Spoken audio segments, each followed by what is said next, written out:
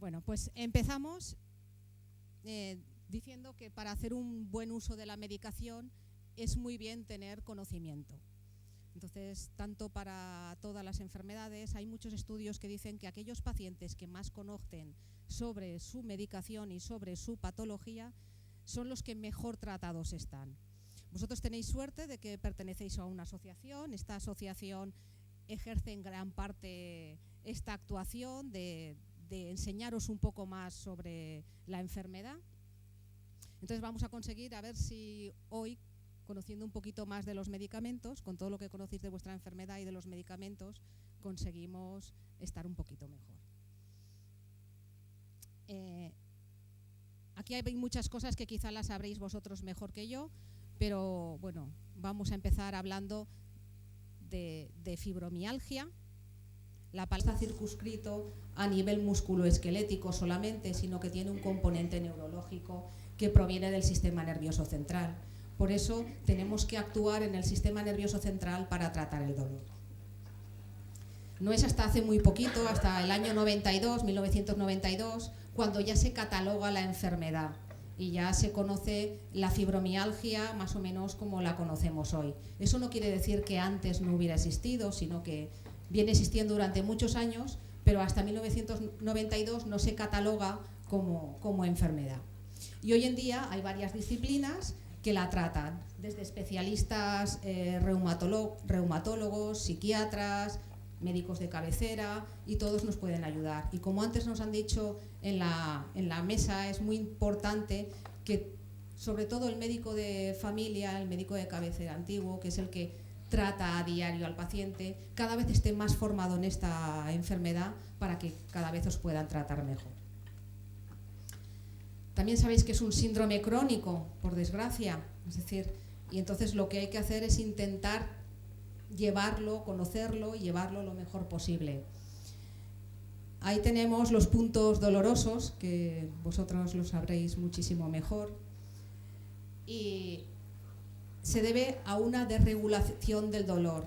Es decir, lo que otras personas perciben como un dolor en un estadio, hay una desregulación en la transmisión nerviosa y vosotros y vosotras lo tenéis aumentado. Además, este dolor produce fatiga. Esta fatiga produce también trastornos del sueño. Cuando una persona está más cansada, está más nerviosa, no duerme bien. Depresión, ansiedad, y no es solamente el dolor, sino todo lo que está alrededor del dolor. Por eso es muy importante, además de tratar el dolor, tratar toda la sintomatología asociada. Como tenéis aquí en este dibujo que he intentado mostraros, el dolor produce ansiedad. Es decir, ¿quién no tiene ansiedad y depresión si está muchas horas con dolor? La ansiedad no te permite dormir.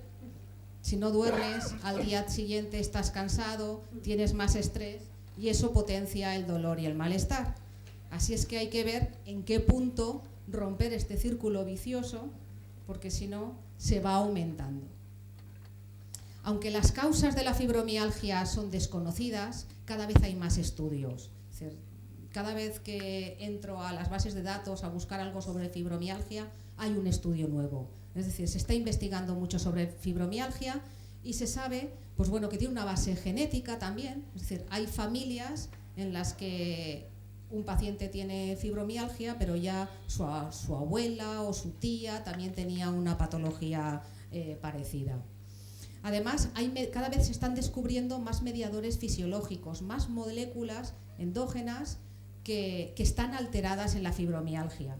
Es decir, como antes también nos han comentado, en un análisis rutinario no se ve ningún signo inflamatorio, es muy difícil el diagnóstico porque los parámetros que están alterados normalmente no se pueden ver. Pero cada vez más en otros parámetros que son más difíciles de encontrar hoy en día, pero bueno, por eso se está estudiando, ¿no? Para ver si encontramos herramientas y encontramos esa diana que nos permita saber con certeza que ese paciente tiene fibromialgia. Pues bueno, dentro de estas moléculas hay una que se llama óxido nítrico, que todos nosotros tenemos en nuestro organismo, se libera del endotelio celular y produce vasodilatación. Entonces, hay algunos estudios que ven que las pacientes con fibromialgia tienen menos óxido nítrico, entonces hay una hipoperfusión muscular, es decir, llega menos riego sanguíneo a los músculos y producen un dolor pues, que podríamos asimilar al dolor cuando hay un infarto. Es decir, cuando hay un infarto, todos habréis oído que el infarto de miocardio produce un dolor muy fuerte, y el infarto es la falta de oxígeno al músculo cardíaco, porque el corazón también es un músculo. Pues algo parecido puede estar pasando en los músculos del resto del cuerpo, que haya una falta de perfusión y ese dolor isquémico pueda asimilarse a lo que ocurre en el corazón. Ya os digo que son estudios, pero todos estos estudios nos hacen avanzar. También se ha relacionado la fibromialgia en aquellas personas que han tenido una situación de estrés continuada, pues situaciones de violencia o cualquier situación de estrés que haya estado esa persona mucho tiempo con un estrés. También hay cada vez más relación con el déficit de vitamina D. La vitamina D está también deficitaria en muchas pacientes de fibromialgia. Y también debe de haber algún componente hormonal, si no, ¿por qué tantas mujeres frente a hombres tienen fibromialgia? Y ahí también están estudiando, hay investigadores estudiando a ver si el tema del dolor es persistente.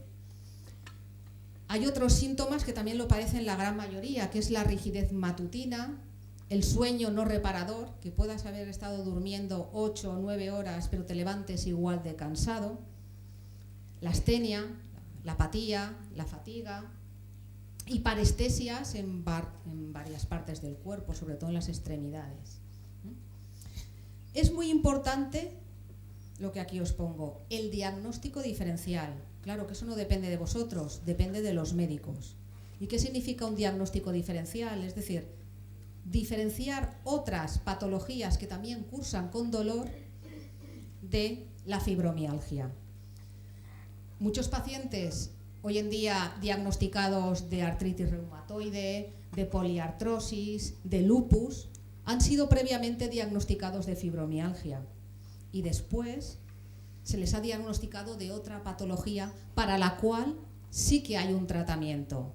Y aunque también sean pacientes crónicos, tienen una mejor calidad de vida porque han encontrado el fármaco que les puede solucionar. Entonces es muy importante que estéis bien diagnosticados, me imagino que todos los que estáis aquí lo estáis, que se os ha descartado otras patologías para las cuales sí que hay una medicación más concreta. También hay que descartar lo que ahí pone en el 5º punto, el síndrome de las estatinas. Las estatinas son los medicamentos que damos para tratar el colesterol, el aumento, la hipercolesterolemia, el aumento de colesterol en sangre. Estos fármacos pueden producir dolor muscular como reacción adversa. También se han dado casos de pacientes que por elevados niveles de colesterol en sangre les han dado esta medicación y les ha producido dolores.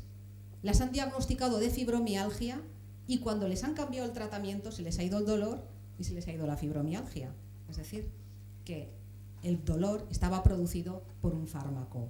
Y esto lo pone hasta en los prospectos. Es decir, que además las personas que tienen fibromialgia tienen asociadas otras carencias y otras dolencias. Y entonces, fijaros, ahí está en porcentaje, como pues, un porcentaje muy elevado de las pacientes de fibromialgia además tienen hiperparatiroidismo debido a déficit de vitamina D, miopatía por ferropenia, es decir, falta de hierro, y las anemias ferropénicas también producen dolor muscular, artrosis, polialgias, contracturas de trapecio, y todo esto también hay que tratarlo, porque si no se trata, el dolor se aumenta y se magnifica. Es decir, hay otras situaciones, además de la fibromialgia, que también producen dolor y que también las podéis padecer, entonces hay que tratarlas. Por lo tanto, esta primera parte en la que quería hablar un poquito solo de fibromialgia, quería decir que el reto es médico, primero, con un buen diagnóstico. Entonces ahí tienen que trabajar y, como muy bien han dicho, formarse muy bien en la patología para que el médico de cabecera, que el médico de primaria, que es el primero que os ve, pueda tener esa capacidad de discernir ese dolor y decir si realmente es un dolor debido a fibromialgia o es un dolor debido a otra patología que puede tener un tratamiento y entonces dejar de ser crónico. No solamente con medicamentos, es decir, todo tiene que estar unido. A día de hoy no existe ningún medicamento aprobado por la Agencia Europea y la Española del Medicamento con indicación exclusiva para la fibromialgia. Entonces, lo único que estamos haciendo es utilizando medicamentos que están aprobados para otras patologías y que se ha visto que funcionan bien en la fibromialgia. Por lo tanto, también mucho hay que avanzar en terapéutica hasta que se encuentre aquella molécula que solucione de una vez por todas vuestra patología. Si hay dolor, lo más lógico sería empezar por un analgésico, ¿no? Cualquier persona nos duele la cabeza, nos duele la espalda y lo que hacemos es uso de los analgésicos. Sin embargo, hay evidencia científica, es decir, muchos estudios nos han dicho que los AINES, los analgésicos de primera línea, aspirina, ibuprofeno, naproxeno, no funcionan en la fibromialgia, no son efectivos. Vamos a tener siempre que tratemos con medicamentos que poner los medicamentos en una balanza. Por una parte, el beneficio que te produce el medicamento, por otra parte, el riesgo de tomar ese medicamento. No hay ningún medicamento totalmente seguro. Es decir, todos los medicamentos tienen sus pros y sus contras. Entonces, bueno, ya lo decía un premio Nobel de Medicina, James Blake, que los medicamentos son unos venenos muy útiles. Es decir, son muy útiles, pero no dejan de ser venenos. Por lo tanto, tenemos esas dos caras de la misma moneda, la cara y la cruz, que no los podemos separar. Ojalá pudiéramos separar la cara de la cruz, pero es lo que tenemos que pagar por tener un beneficio. Por lo tanto, cuanto mejor utilicemos los medicamentos, más nos aprovecharemos de sus beneficios y menos reacciones adversas tendremos. Ya os he dicho que los antiinflamatorios no producen eficacia en la fibromialgia, según todos los estudios científicos que hay publicados. Y de hecho hay medicamentos, mirar este que pone ahí Analgés para el dolor muscular. Uno pensará, bueno, pues si yo tengo dolor muscular, no me va a funcionar bien este medicamento, cuando otra persona que conozco, cuando tenía mucho dolor muscular, que tuvo una contractura, que tuvo tal, le funcionó y me dijo que se le fue el dolor inmediatamente. ¿Por qué a mí no se me va el dolor? Pues porque vuestro dolor es diferente. Y una vez asumáis que el dolor es diferente y que hay que buscar otras herramientas para tratar el dolor, entonces ya habremos dado un paso hacia adelante. Los AINES, además, tienen unos contras bastante grandes. Es decir, si no te producen efectividad y te producen muchas reacciones adversas, ya estamos jugando en contra, ya tenemos números negativos. Fijaros, en la gráfica esta de la derecha es un estudio, no es muy reciente, pero las cifras, no he encontrado ninguna gráfica más reciente, pero las cifras más o menos se mantienen igual. Es decir, en Estados Unidos, que no hay una regulación con los medicamentos, que los medicamentos se compran en supermercados, es decir, que cualquiera puede acceder a los medicamentos, los AINES, los antiinflamatorios, son la tercera causa de mortalidad. Eso es muy fuerte, ¿no? Porque fijaros, la primera causa la leucemia, la segunda el SIDA, la tercera los problemas que dan los antiinflamatorios. Entonces, imaginaros un paciente con fibromialgia, con dolor muscular, tomando antiinflamatorios para el dolor, como no le quitan el dolor, continúa tomando antiinflamatorios y acaba produciéndole una perforación gástrica y muriéndose desangrado por una perforación. Es decir, que estos también son datos que que están publicados en revistas científicas. Bueno, como analgésicos, ¿cuál podemos utilizar? Si a alguna persona le es efectivo el paracetamol es el medicamento más seguro que existe. De hecho, puede tener efectividad en fibromialgia porque, a diferencia del ibuprofeno y la aspirina, el paracetamol actúa en el sistema nervioso central y controla el dolor desde el cerebro, que es donde hemos dicho que teníamos el problema. Además, el paracetamol es un fármaco que lo puede tomar una mujer embarazada, que lo puede tomar un niño recién nacido, es decir, es un fármaco muy seguro. Siempre y cuando, como todo, lo tomemos a las dosis prescritas. No obstante, la intoxicación por paracetamol es la que más mortalidad produce en el mundo. Es decir, es un fármaco muy seguro siempre y cuando nos tomemos 600, 1 gramo cada 8 horas.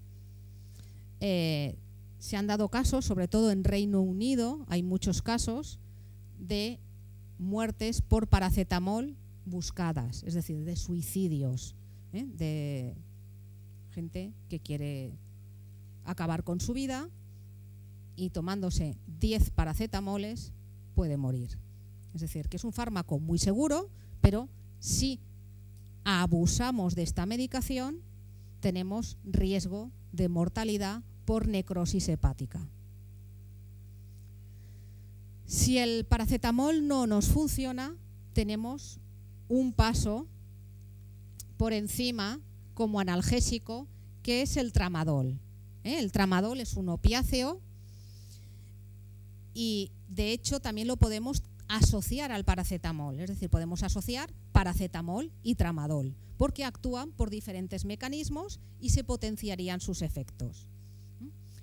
Ahí tenéis las reacciones adversas que puede dar el tramadol, sobre todo las más frecuentes van a ser a nivel gastrointestinal, producen bastantes náuseas.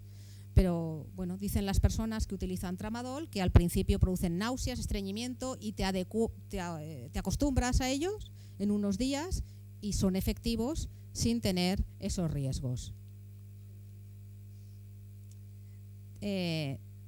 También localmente se pueden infiltrar corticoides para cuando hay una afección local controlada.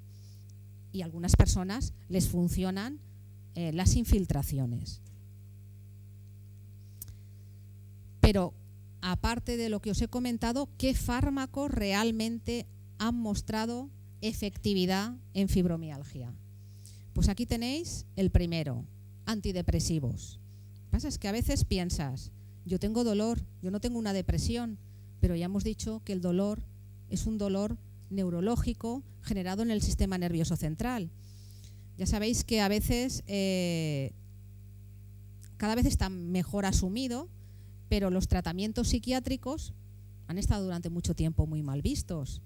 Y una persona fácilmente puede decir que se está tomando un analgésico, un antiinflamatorio, pero no le gusta decir que está tomando un antidepresivo. Pero en este caso son los fármacos que han mostrado efectividad. Y sobre todo aquellos que aumentan la serotonina. Es decir, hay también muchos estudios que relacionan la fibromialgia, o por lo menos los síntomas de la fibromialgia, con un déficit de serotonina. Luego seguiremos hablando de la serotonina, pero por lo menos que se os quede esa molécula, es una molécula endógena, que cuando está baja de niveles produce depresión. Entonces, la gran mayoría de los antidepresivos lo que hacen es aumentar los niveles de serotonina. Con los antidepresivos hay que tener en cuenta que no vamos a ver efectividad hasta que pasen 2, 3, 4 semanas incluso. Por lo tanto, muchas personas abandonan la medicación. Es decir, empiezas a tomarte antidepresivos, llevas 2 semanas, te encuentras exactamente igual que en el momento inicial y decides abandonar la medicación. Es un gran error porque hay que tener paciencia. Son fármacos que funcionan, pero tienen un periodo de latencia. Entonces hay que esperar unas semanas para ver efecto. Es decir, son los fármacos que más abandona la gente su tratamiento porque no tienen una inmediatez en los resultados. Pero os puedo decir que funcionan muy bien. Cuando empiezas a tomar fármacos que afectan al sistema nervioso central, hay que tener muy en cuenta que no podemos tomar alcohol, porque pueden haber interacciones graves. Y que además todos los fármacos que actúan en el sistema nervioso central pueden producir cierta somnolencia, por lo que también es un riesgo el conducir vehículos, para evitar sobre todo accidentes de tráfico. Aquí tenéis los fármacos, esto está sacado de una revista de investigación, que producen efectividad en fibromialgia. Y fijaros, pues bueno, la amitriptilina en dolor, sueño, fatiga, depresión, aumenta la calidad de vida, por lo tanto, porque todos estos síntomas los mejora. También es muy importante la duloxetina, la fluoxetina, es decir, la gran mayoría de los antidepresivos que aumentan la serotonina van a mejorar los síntomas y por lo tanto la calidad de vida. Bueno, esto es un metaanálisis de varios estudios en los que también ponen, así en crucecitas, aquellos que han sido más efectivos, los antidepresivos tricíclicos, parece como la amitriptilina, los que han demostrado mayor efectividad en la fibromialgia. También tenemos antiepilépticos. Entonces, claro, te prescriben un antidepresivo y dices, yo no tengo un problema psiquiátrico. Después te prescriben un antiepiléptico, lo lees en el prospecto y dices, yo no tengo epilepsia. Pero son fármacos que están funcionando muy bien en la fibromialgia. De hecho, la gabapentina y la pregabalina, los tenéis aquí comercializados con los nombres de Neurotin y Lírica, también están dando muy buenos resultados en fibromialgia. Porque todo se basa en unos neurotransmisores que están deficitarios. Por lo tanto, cuando aumentamos en nuestro sistema nervioso central esos neurotransmisores, empezamos a encontrar mejoría. Resumiendo, en el tratamiento de la fibromialgia nos funcionaría bien fármacos antidepresivos como la amitriptilina, la fluoxetina, la duloxetina y fármacos antiepilépticos como gabapentina, pregabalina y lo que os he comentado antes, analgésicos como el tramadol con paracetamol.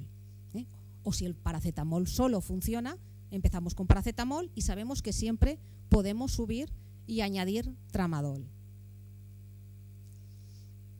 Como recomendaciones, deciros que el tratamiento debe de ser individualizado, pero en la fibromialgia y en todas las patologías. Es decir, lo que a una compañera o una amiga le funciona, a lo mejor a vosotras no. Y el tratamiento lo tiene que prescribir el médico y junto con el médico ir acompañándoos en vuestra enfermedad y cambiando la medicación según vuestras necesidades. Pero es un error intentar pensar que otra compañera va muy bien porque tiene otro fármaco que lo ha recetado otro médico, seguro que ese médico es mejor. Bueno, es que cada persona somos individuales y los tratamientos nos funcionan bien a cada uno y no se puede generalizar, y menos en una enfermedad como la fibromialgia. Inicialmente siempre empezar con paracetamol, añadir tramadol si no es suficiente, amitriptilina, gabapentina, pregabalina, los fármacos que hemos comentado hasta ahora. Cuando un fármaco deja de responder, asociar otro o aumentar la dosis. Y es muy importante esa revisión periódica y una rotación de fármacos. Es decir, cuando un fármaco deja de funcionar, probar otro, y puede ser que pasado un tiempo vuelvan a prescribiros el que os prescribieron en un principio y entonces os funcione mejor. Quiero hablar también del sueño, porque aunque muchas personas duerman bastantes horas, no siempre ese sueño es reparador. Por eso es muy importante saber cómo tratar los problemas del sueño. Vamos a verlos en 3 pasos. Empezaremos por las medidas higiénicas del sueño, Seguiremos, el segundo escalón será el tratamiento no farmacológico y por último el farmacológico. Aquí tenemos, un decálogo de qué hacer en cada momento y cómo tratar mejor la patología del sueño. Es importantísimo mantener horarios regulares. Todos los que habéis tenido bebés cerca sabéis que es muy importante acostarlos siempre a la misma hora para que nos dejen dormir por la noche, por lo menos por nuestra tranquilidad, el crearles un hábito. Pues lo mismo ocurre con las personas mayores.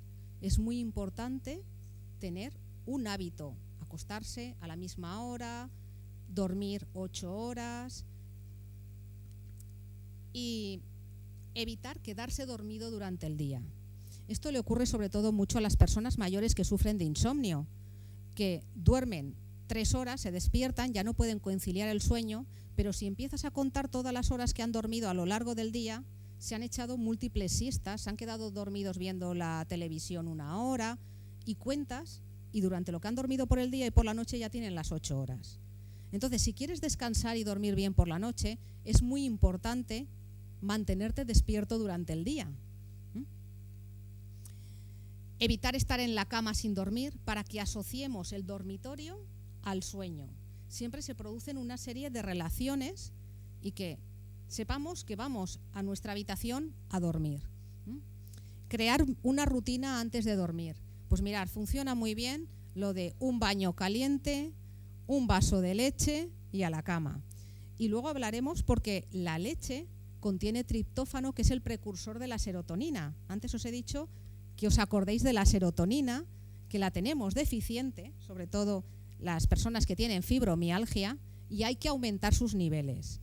Entonces, los niveles de serotonina también están relacionados con el sueño.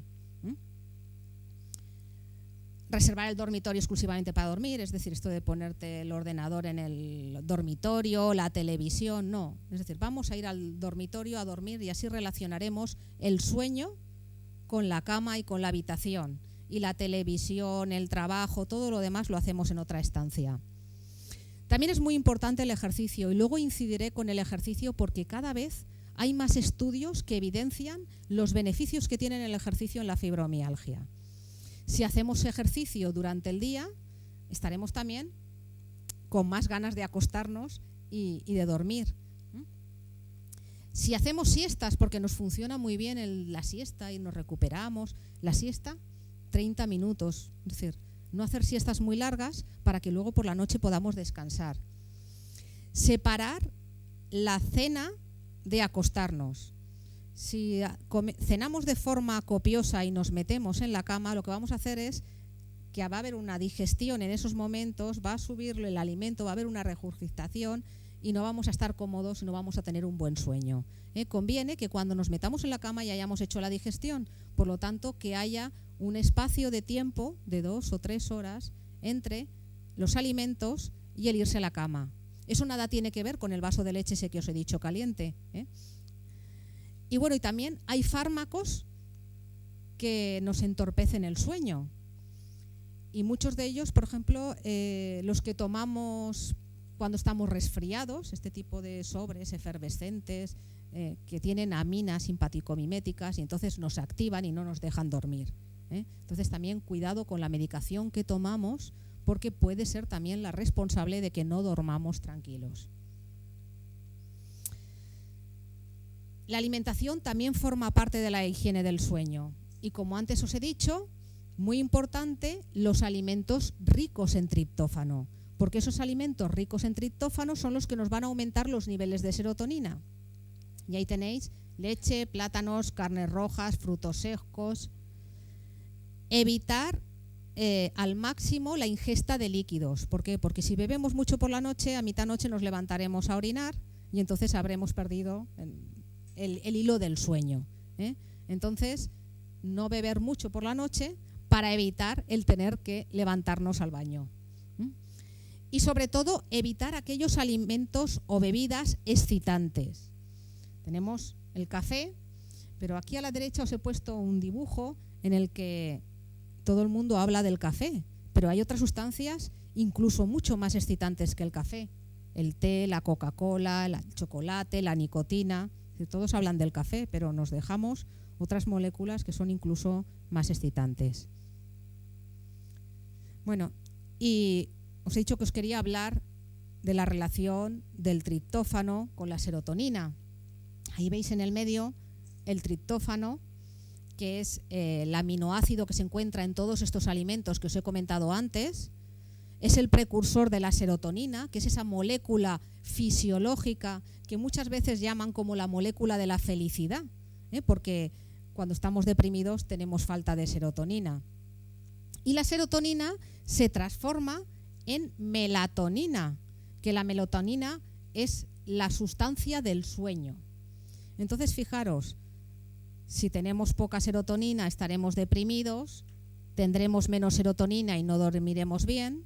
Por lo tanto, ahí yo creo que el triptófano, los alimentos ricos en triptófano y aumentar la serotonina, como a veces os hacen dándoos antidepresivos, puede ser una buena vía para el tratamiento.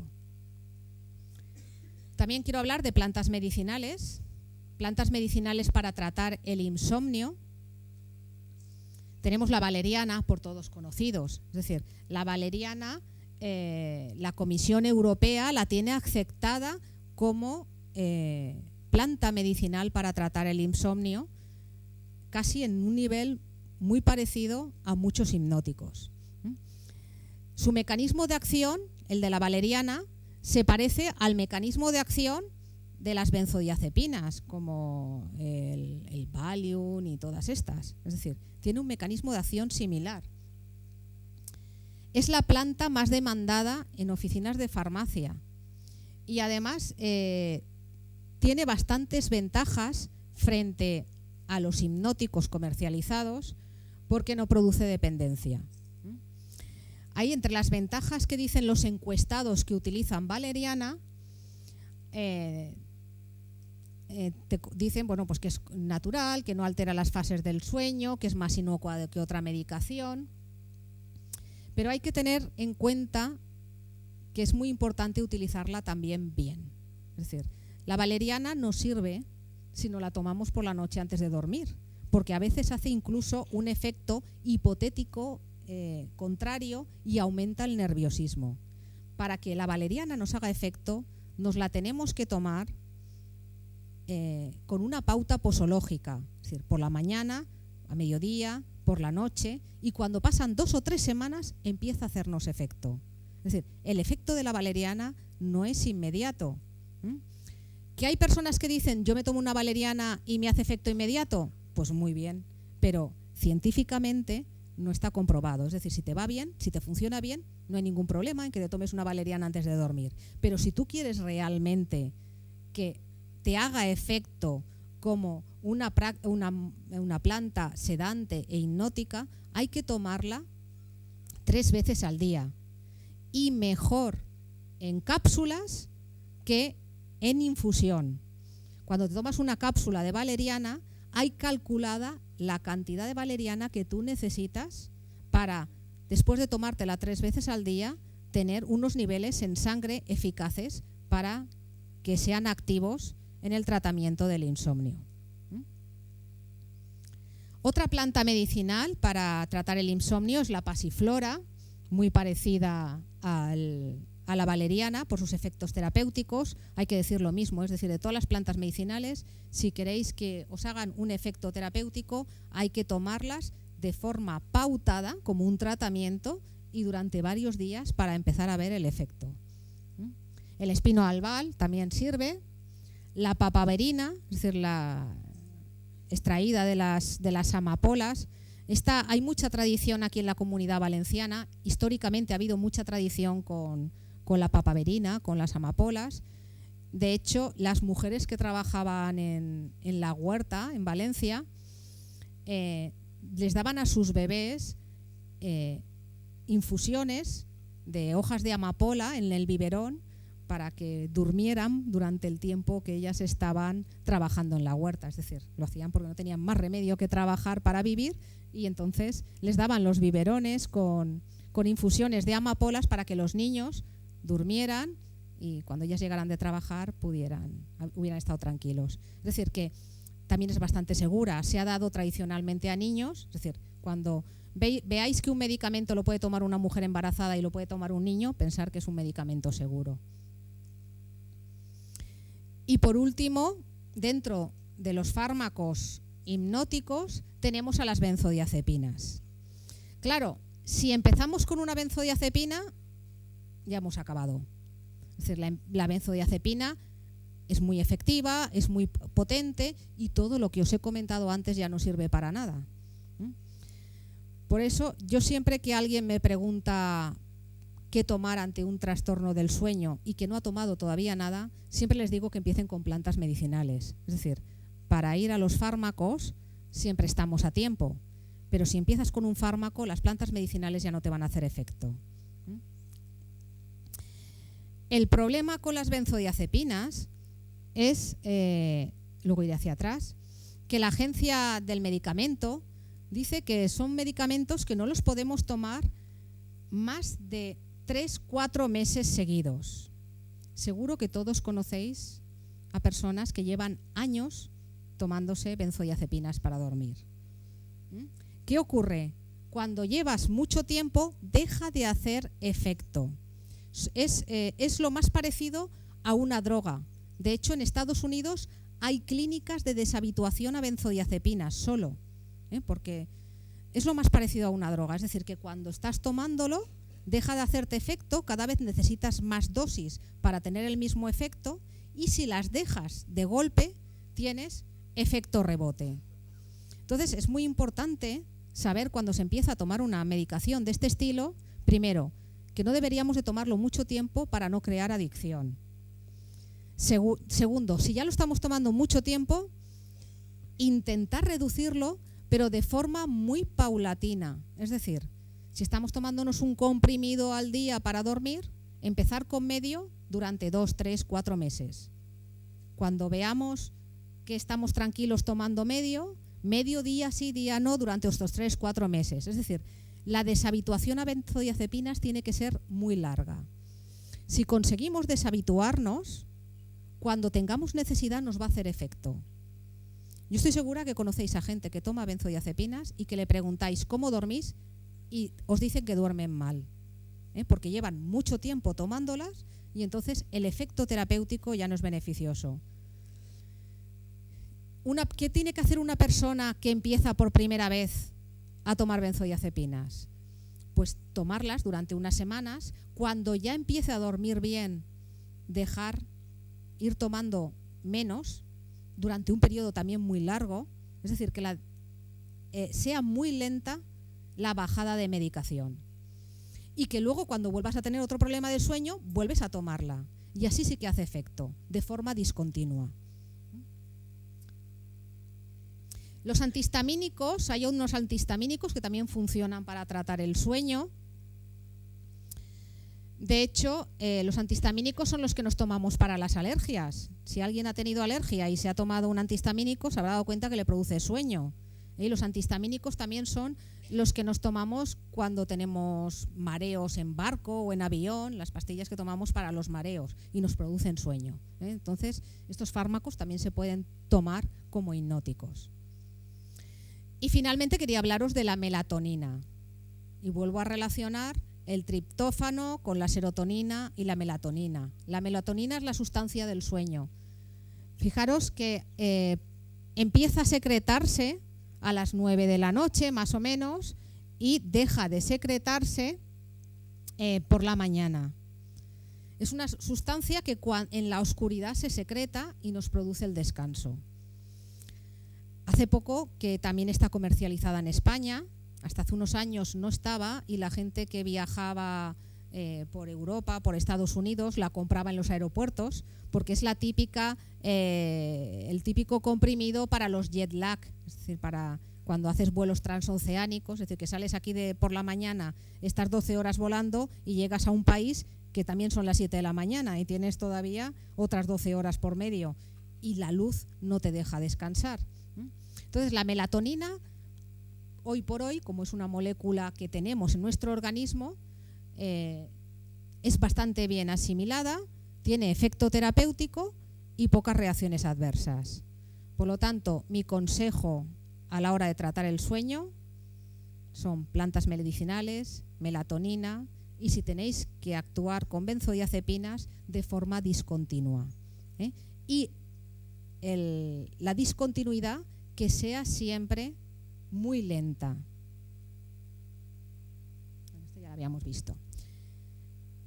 Y hablaros también del tratamiento multidisciplinar. Es decir, he hablado de la farmacología, pero os he querido poner esta diapositiva porque considero que el tratamiento multidisciplinar son como las 3 patas de un taburete, que si quitas una no te puedes sentar. Entonces, tan importante son los medicamentos como el tratamiento psicológico y la actividad física. Es decir, uno sin lo otro no va a ser efectivo. Por lo tanto, si consumimos medicamento, también vamos a consumir terapia psicológica y también vamos a consumir ejercicio físico. Hay muchas evidencias con los ensayos clínicos que se hacen en pacientes a nivel mundial de la efectividad que tiene tanto en el dolor, en el sueño, en la fatiga, el tratamiento multidisciplinar. Y es mucho más efectivo que los 3 tratamientos por separado. Es decir, se potencian los efectos cuando además del tratamiento farmacológico hacemos ejercicio y tenemos una ayuda psicológica. Del ejercicio también os quería hablar porque cada vez leo más estudios de evidencia de la efectividad del ejercicio físico en la fibromialgia.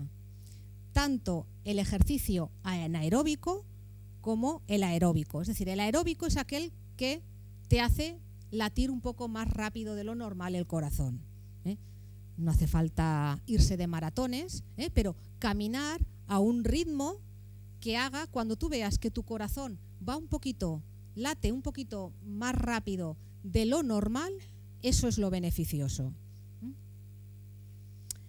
Ya os digo, ejercicio aeróbico puede ser natación, bailar, hay quien le gusta bailar y eso también alegra mucho la vida, dar paseos. Ojo, que esos paseos de ir por tiendas viendo escaparates no funcionan, eso cansa muchísimo. Es decir, tiene que ser un paseo continuado. Bicicleta, hay quien les gusta fortalecer los músculos, y hay evidencias que media hora de ejercicio diario, media hora de ejercicio diario tiene beneficios en el dolor, en la fatiga, en el sueño, en el ánimo y por lo tanto aumenta la calidad de vida. Así es que yo os animo a todos a poneros las zapatillas y cada uno, según su capacidad, hacer ejercicio. Lo que pasa es que siempre te oyes y con el dolor que tengo, ¿cómo me voy a mover? Y ahí tenemos el círculo vicioso que como me duele no me muevo y como no me muevo cada vez tengo más dolor. Hay que romper ese círculo y empezar cada uno con lo que pueda, pero fijaros, media hora al día no es nada. Cogernos el reloj y no a todo el mundo le gusta correr, hay quien le gusta nadar, hay quien le gusta bailar, es decir, hay que buscar aquella actividad física que a cada uno nos guste y potenciarla. Dentro de las actividades hay que evitar llevar mucho peso, es decir, no llevar más de 2 kilos de peso cuando vamos a comprar los carritos, la compra a domicilio, lo que sea, pero no carguemos con peso porque estamos dañando a unos músculos que los tenemos que cuidar mucho. Dormir o estar estirado 8 horas más o menos. Hay gente que dice, es que yo no puedo dormir, pues da igual, te pones música, estás relajado, intentar estar unas horas de relax. La relajación después de comer, que ya he dicho que no sean siestas más de media hora para que luego por la noche podamos descansar. Ejercicios de relajación, tai chi, yoga, lo que cada uno le guste. Y ejercicio físico, es decir, la relajación es una cosa y el ejercicio físico es otra.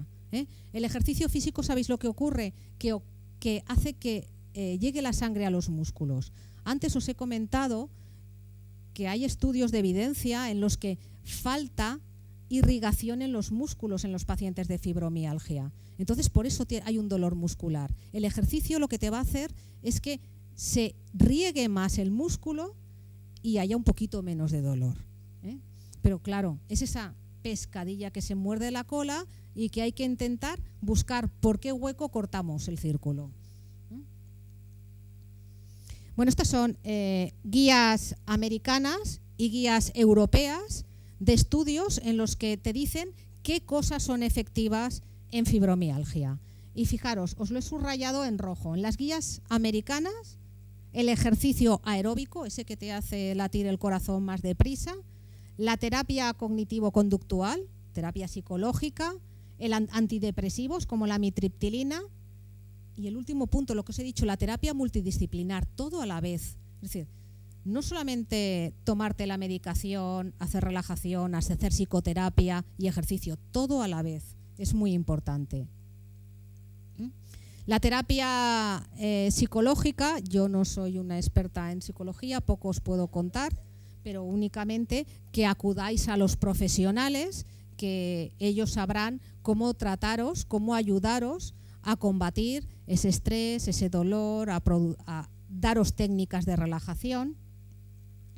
Y hay cada vez más estudios diciendo que este tipo de terapias son súper efectivas en la fibromialgia. Tanto estudios individuales como estudios clínicos. Y para terminar hoy, quería comentaros los resultados preliminares que tenemos del estudio que muchas de vosotras habéis participado con la Universidad Cardenal Herrera CEU.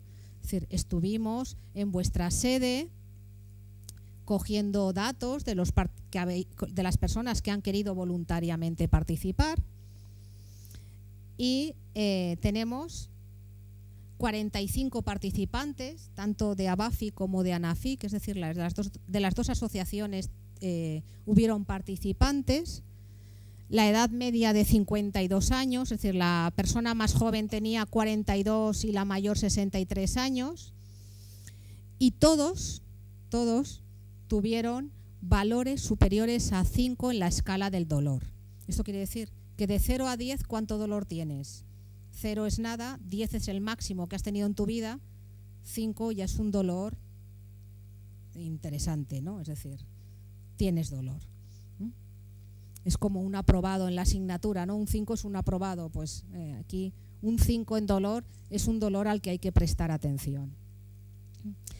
Cuando se hicieron los test psicológicos, todos tenían algún componente depresivo.